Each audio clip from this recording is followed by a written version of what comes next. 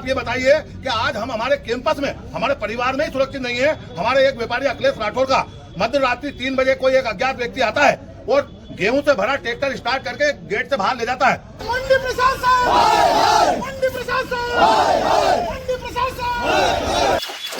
नमस्कार, मैं हूं ओमकार सिंह और आप देख रहे हैं गुप्तचर मीडिया। गुप्तचर मीडिया की खबरें देखने के लिए चैनल को सब्सक्राइब करें। आष्टा कृषि उपज मंडी के प्रांगण में व्यापारी की दुकान के सामने गेहूं से भरा ट्रैक्टर ट्रॉली हुआ गायब। मंडी में मचा हड़कंप, सुरक्षा व्यवस्था की खुल गई पोल। व्यापारियों में और किसानों में भारी आक्रोश। आखिर मंडी के गेट से कैसे निकल गया ट्रैक्टर ट्रॉली? आपको बता दें, सीहोर जिले की सबसे बड़ी और A क्लास की आष्टा मंडी में चोरियों की घटना रुकने का नाम नहीं लेती।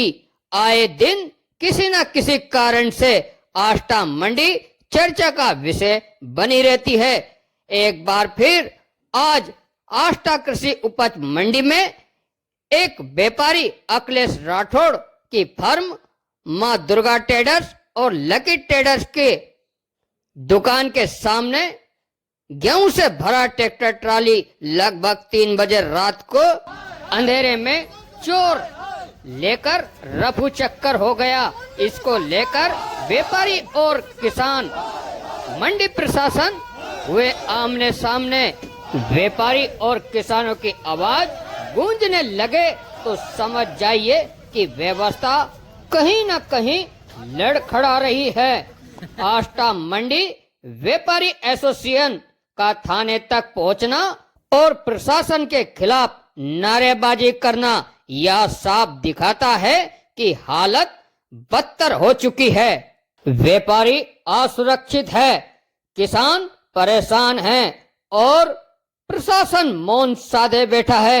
यह चुप्पी किसी न किसी बड़े संकट का संकेत तो नहीं? जिनके कंधों पर व्यवस्था संभालने की जिम्मेदारी थी, वे अब शायद अपने दफ्तरों की ठंडी हवा में आराम फरमा रहे हैं।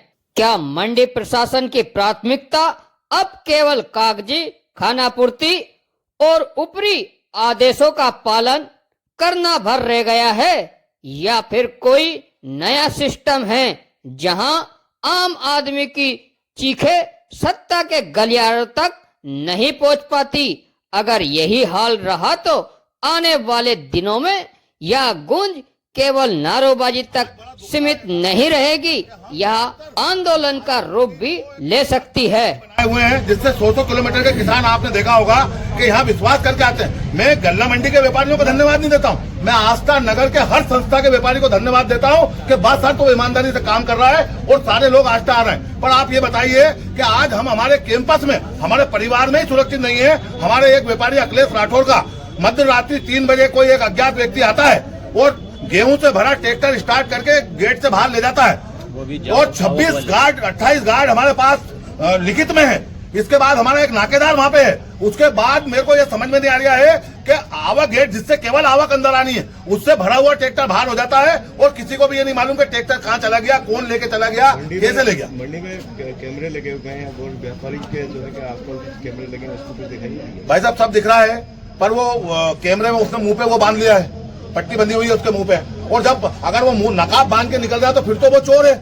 और मध्य रात्रि 3 बजे फिर मंडी प्रशासन ने उसे क्यों नहीं रोका?